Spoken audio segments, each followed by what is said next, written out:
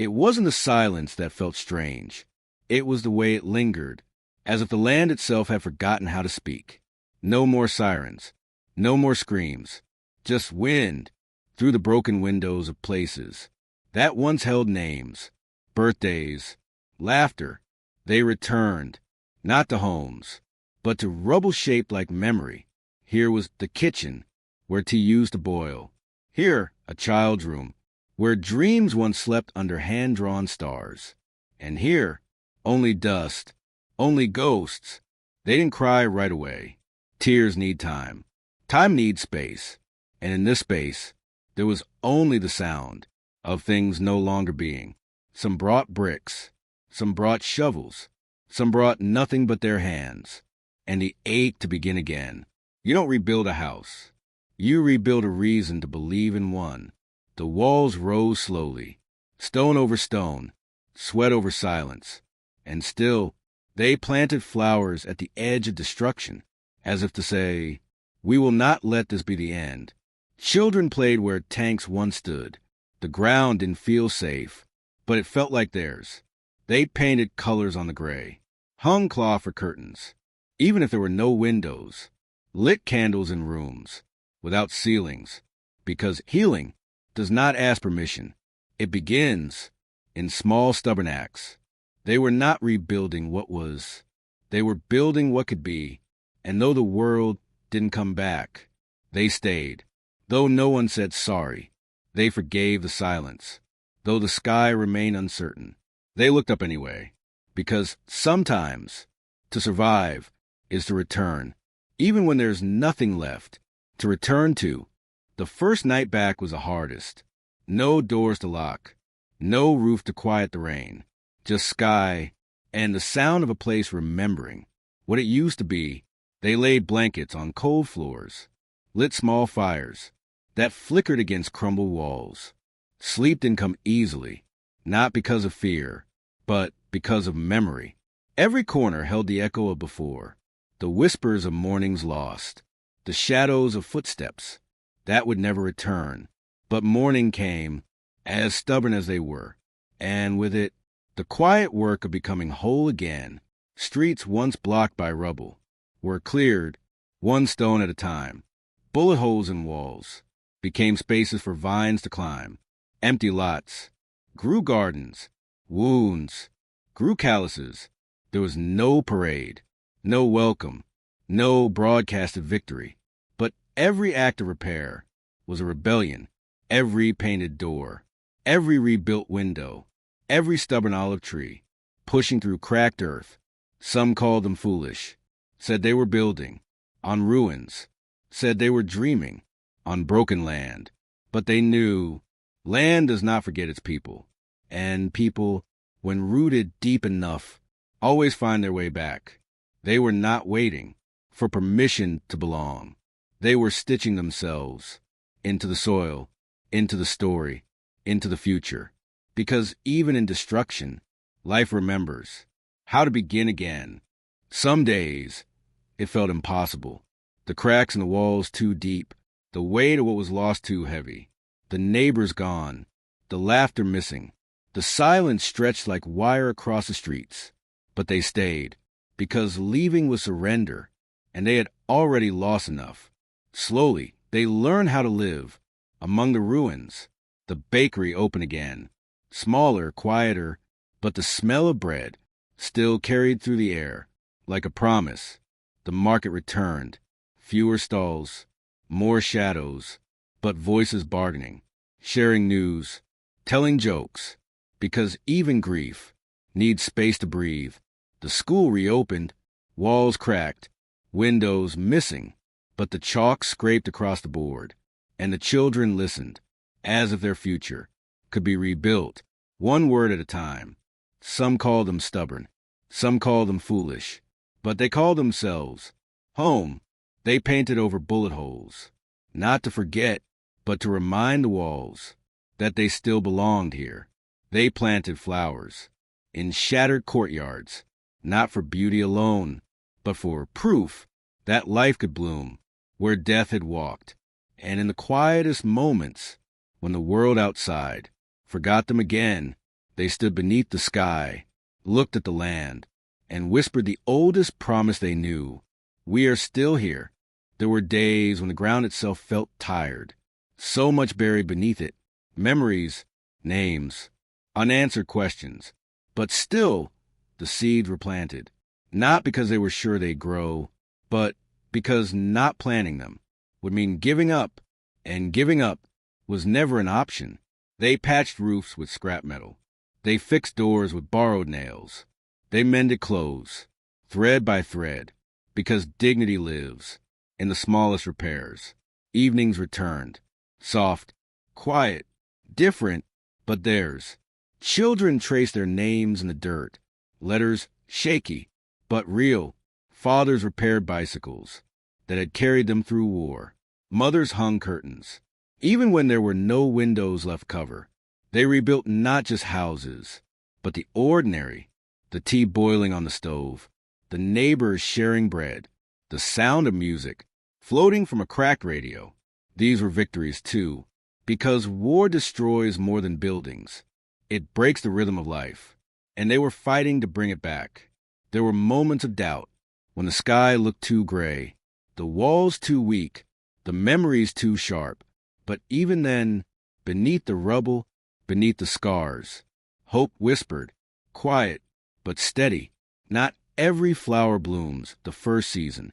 Not every wall stands the first time. But people rebuild. And in that rebuilding, they refuse to disappear. Somewhere between the broken streets and the half-built walls, they discovered something unexpected. It wasn't joy. Not yet. It was smaller than that. Quieter, but just as powerful. It was a simple act of staying, of choosing not to run. When everything around them whispered to leave, the world called them brave. But they didn't feel brave. They felt tired. They felt scarred. But they also felt, here, they swept the dust from their doorsteps. They boiled tea, even when the kettle rattled from cracks. They sang lullabies to children who had forgotten what peace sounded like.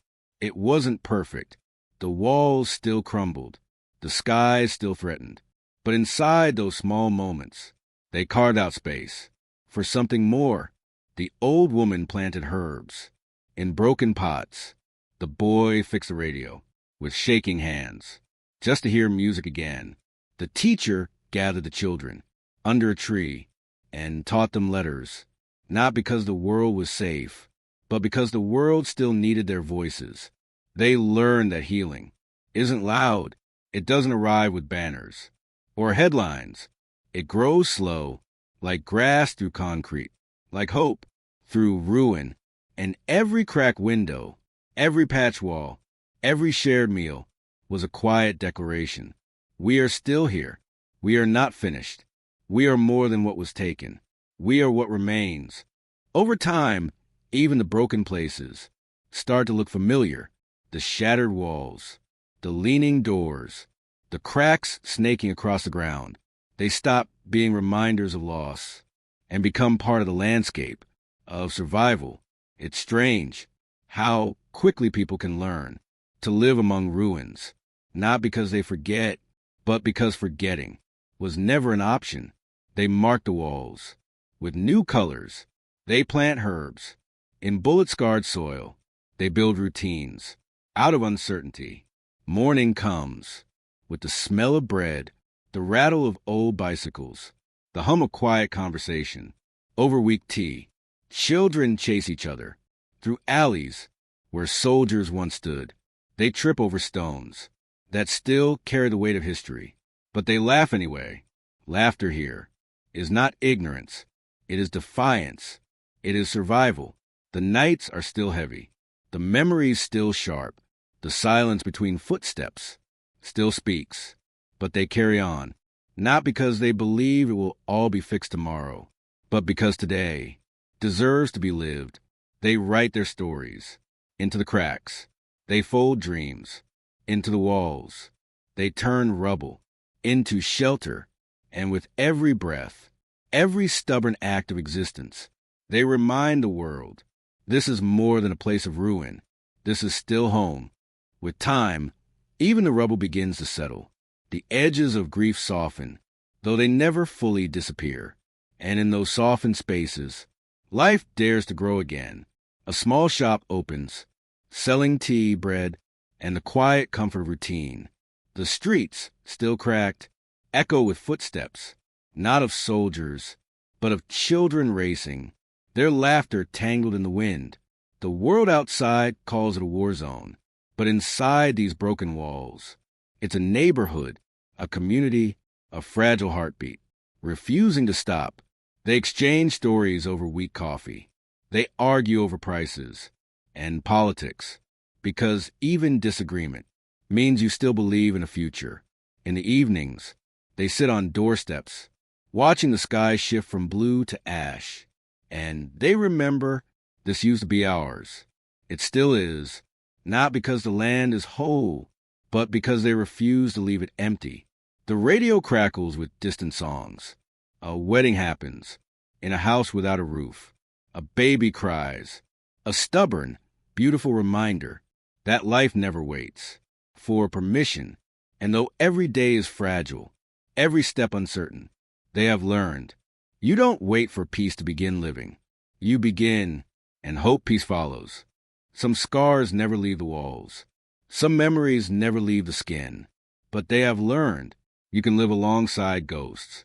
The houses stand half-built, the streets still broken, but in the cracks, they have planted roots. It's not the same as before. It never will be. But there's a rhythm now. Soft, fragile, real. The markets fill with whispers. The schools echo with shaky lessons. The walls wear fresh paint over old wounds. And still, the questions linger. What happens when the world forgets again? When cameras leave? When promises fade? What happens if the noise returns? The sirens, the screams, the running? But they no longer live only in fear. They live in resistance, in rebuilding, in refusal. Every garden in a shattered courtyard. Every meal shared under broken roofs. Every child who learns to write their name on the walls of a city that tried to erase them. It is all a decoration. We are not finished. We are not ruins. We are still here. And though peace feels fragile and the future unwritten, they have carved their place into the bones of this land, because belonging is not granted. It is claimed, and they have claimed it.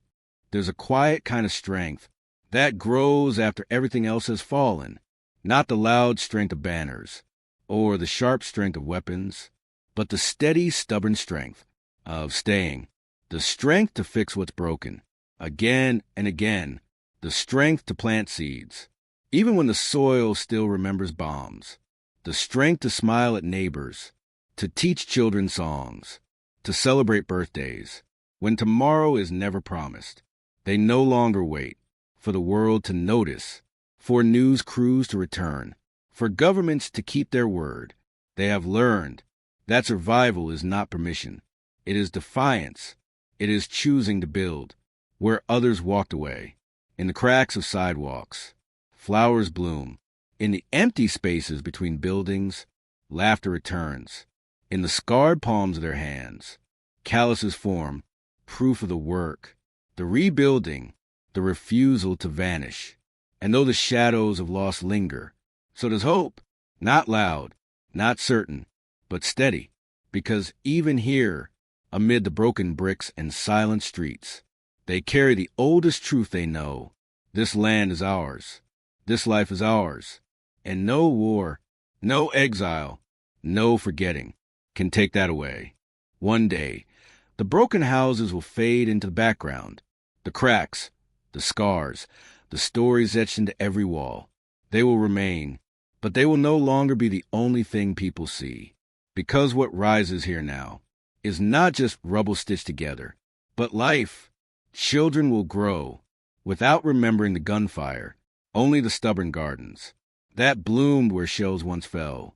The old streets, worn and wounded, will carry new footsteps, lighter, hopeful, unafraid. And those who stayed, those who built, those who never stopped believing, They will sit beneath the quiet sky. And no, they did not survive to simply exist. They survived to reclaim, to rebuild, to begin again. This place, once marked by war, will carry another name. Not tragedy, not loss, but home. And though grief never fully leaves, neither does love, neither does memory, neither does hope. The world may forget how much it cost, but they will remember, and in that remembering, they will live.